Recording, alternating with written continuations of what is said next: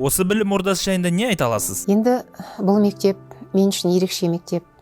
Бұл мектеп қаламыздағы ең үлкен мектеп, бала саны көп мектеп деп айтып мақтана аламын. Бүгінгі күнде бізде 2954 оқушы білім алып жатыр. 237 мұғалім ұстаз жұмыс жасап келеді. Ұстаздарымыздың ішінде шебер ұстаздар, зерттеуші, сарапшы, модератор ұстаздар бар. Енді бәрі де ұстаз деген атқа лайық деп ойлаймын. Әр жылда болатын қала бойынша облыстық, республикалық сайыстардан біз әрқашан ұжым өздерін көрсетіп, жоғары орындар алып келеді. Еңбек өтіліміңіз қанша жыл? Менің еңбек өтіліме биыл 30 жыл болады. Мектепте бұрын бастауыш сынып мұғалім болып еңбек өтілімді бастадым. Бұл мектеп 2011 жылы ашылды. Мен бұл мектепке осы ауданға көшіп келуіме байланысты 2012 жылдан бері істеймін. Қазіргі балалардың деңгейі? Қазіргі балалардың деңгейі өте жоғары. Тіпті оны салыстыруға да келмейтін сияқты. Қазір себебі ғылым мен техниканың дамыған заманы, жаңағы балалар кішкентайынан бастап қолдарына сотка қолданып үйренген. Осының бәрінің ықпалы болу керек. Бірінші сыныпқа келген балалардың өзі еркін сөйлейді, бұрынғыдай жасық емес. Қазіргі біздің жаңартылған білім мазмұнының өзі оқушыларды еркіндікке көп үйретеді. Осы бағдарламаның басталғаннан кейінгі уақытта да осы кішкентай жұмыстың көп алға ілгерілегені көрініп тұр оқушылардан. Цифрлы бағыт ұстаздарға берілген мүмкіндік пе, әлде міндет пе? Енді жаңа айтқандай, ғылым мен техниканың дамыған заманында біз енді одан ілгері бөлек болып қала алмаймыз. Ол мұғалімдерге берілген үлкен мүмкіндік. Қазір кез келген жас маман осы кез келген ақпараттық жүйелерден өзіне керек нәрселерін ала алады деп ойлаймын. Балаларға мейірімділігіңізді қалай көрсетесіз? Ұстаз әрқашан балаға мейірімді болу керек.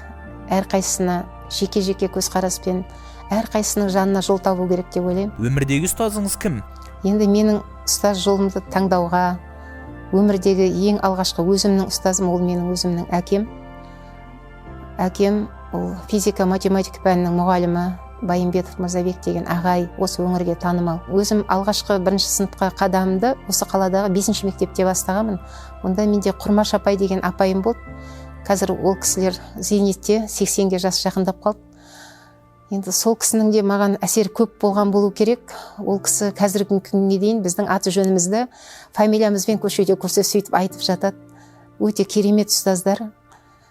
Одан кейін бірінші мектепте оқыдым, 11 бітірген. Онда Оразгүл апайым биология пәнінің мұғалімі.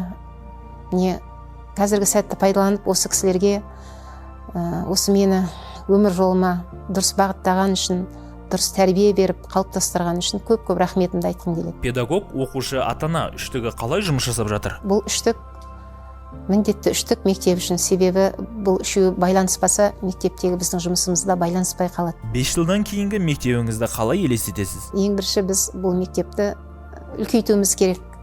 Қазіргі біздің жоспарымызда бар, қасымыздан мектеп салу, себебі бізде оқушы өте көп, 3000-ға жуық оқушым бар. Сондықтан ең бірінші біз кеңейтуіміз керек. Одан кейін енді мұғалімдеріміздің біліктілігін арттыра беруіміз керек. Жас мамандарға айтар кеңесіңіз? Елбасымыздың педагог мәртебесі заңында, соның 13-ші бабында тәлімгер деген жақсы бап бар.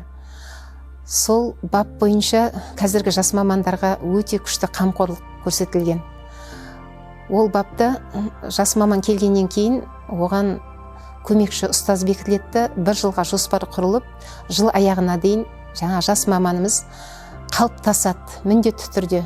Ең бірінші ізденуден жалықпаңыз деп айтар едім. Себебі заманның дамуына байланысты олар әрқашан ізденіп, өз білімін көтеріп отыру керек. Және олар ең бірінші өз мамандығын сүю керек. Жанын салып, қызығушылықпен жұмыс жасау керек. Кей кездерде жас маман мектепке бірден кірген кезде оның сабақтарына қарағанда бірден байқаймыз, осы кісіден өте жақсы ұстаз шығады деп. Енді кейбір жас мамандарға азғантай уақыт керек болады. Сондықтан жас мамандар әрқашан іздену керек деп ойлаймын.